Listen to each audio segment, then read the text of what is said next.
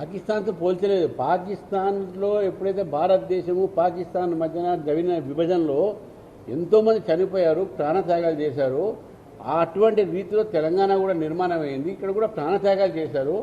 అది కాంగ్రెస్ పార్టీ ఎటు చేసింది. మేము ఒక్క ప్రాణం నష్టం పోకుండా 3 రాష్ట్రాలు ఏర్పాటు చేసినాము. అది నేపథ్యము. మనము సందర్భం చూడాలి, వారు మాట్లాడేటువంటి ఆలోచన చూడాలి. అంతేగాని దాంట్లో భూతద్దం పెట్టుకొని ఎక్కడ చూసుకుంటే తప్పు. Between the lines, this is between the lines. ఏదో ఆయన మాట్లాడగానే పట్టుకొని దానికి కోతికి కొబ్బరి జోగినట్టు ఒంటిగా ఏదో మాట్లాడుతూ పోతున్నారు. తెలంగాణలో మేము తెలంగాణ ఉద్యమంలో భారతీయ జనతా పార్టీ కూడా జేఏసీలో భాగం. భారతీయ జనతా పార్టీ లేకుంటే అసలు తెలంగాణ వచ్చేదా? సుష్మా స్వరాజ్ గారు ఆ రోజు, రాజ్నాథ్ సింగ్ గారు పార్లమెంట్లో, లోక్సభలో మీ ఉన్న ఎంపీలు ఇద్దరు లేరు. మీరు అక్కడ మీ పార్టీ నాయకులు లేడు. ఇప్పుడు నాయకురాలు అక్కడ వెళ్ళిపోయింది కాంగ్రెస్, ఆమె లేరు.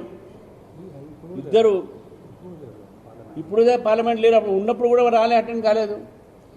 కాబట్టి మీరు భారతీయ జనతా పార్టీ నాయకులు మాట్లాడిన దాని పెద్ద భూతదం పెట్టుకొని చూసి మా మీద తప్పుడు ప్రచారం చేసినప్పుడు ఆపండి.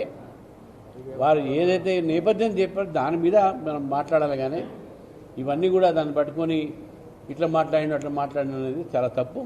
ఇది క్లారిఫికేషన్ కోసం మీకు చెప్తా ఉన్నాను.